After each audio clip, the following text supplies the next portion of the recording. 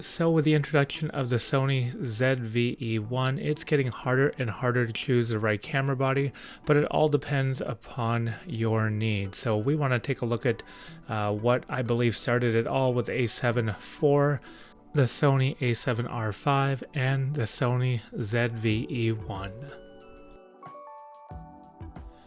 Hello Mom, Dad, Meet World. So let us talk about Sony cameras. So in order to go out there and get the footage you want, we really need to have our equipment in order.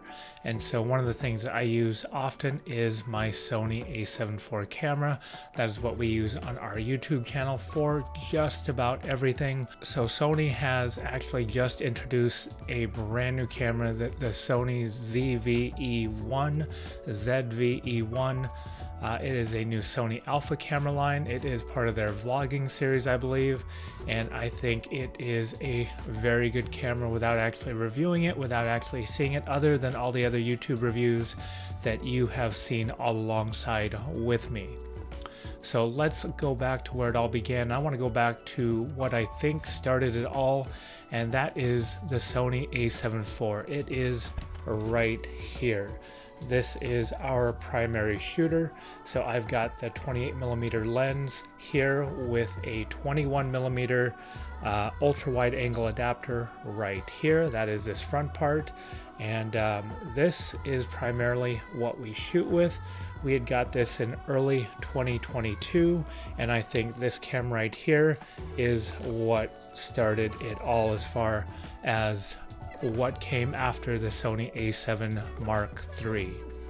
So with that being said, what does this camera have? Well, I think the advantage it has to it is a hybrid camera, meaning whether you want to take photos or video, it can pretty much do it all. So for photos, it has a 33 megapixel sensor, and it is quite good. Takes nice sharp photos.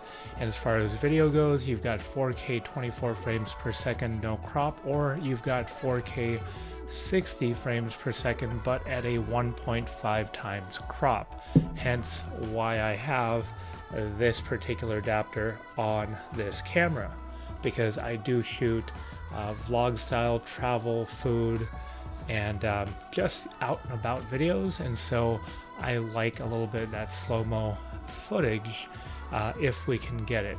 So that is the Sony a7 IV.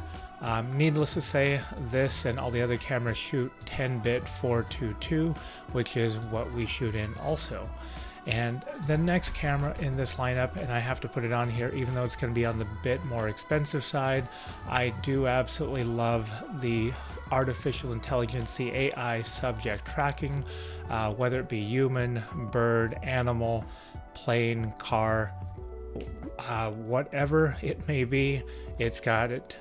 This is not it, but boy, I would love to have it. One of the things I do like about the Sony a7R5, not only is it a 61 megapixel sensor, but the articulating screen on the back, not only can it flip out like this, but it can also tilt up and tilt down, which is reminiscent of the Sony a7 III.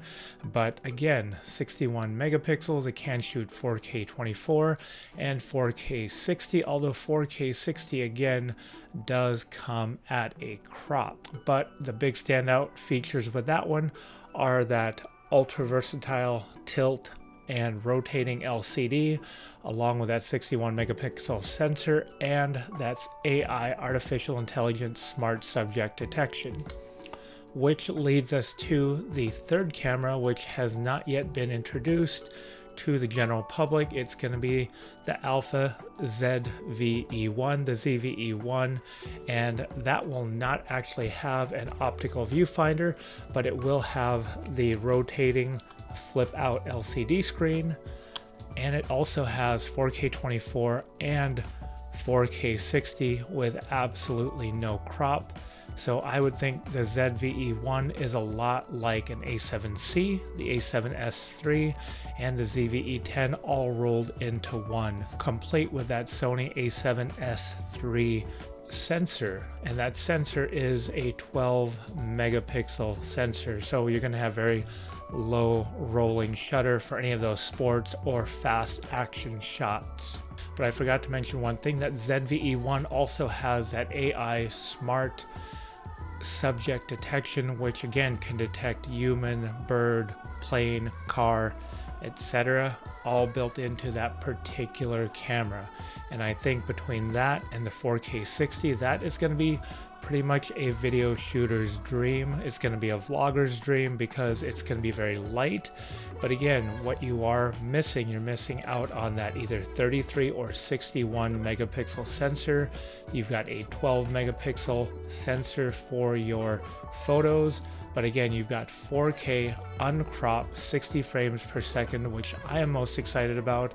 And I think a lot of you will be also, because as I said, I've got this adapter on here and I have to have it on here because if not, it's going to be 28 millimeter times 1.5, and that is not wide enough, unfortunately, but it's what it is, and that's what I'm doing to make it work. So hopefully this video helps you out in deciding what camera body is right for you.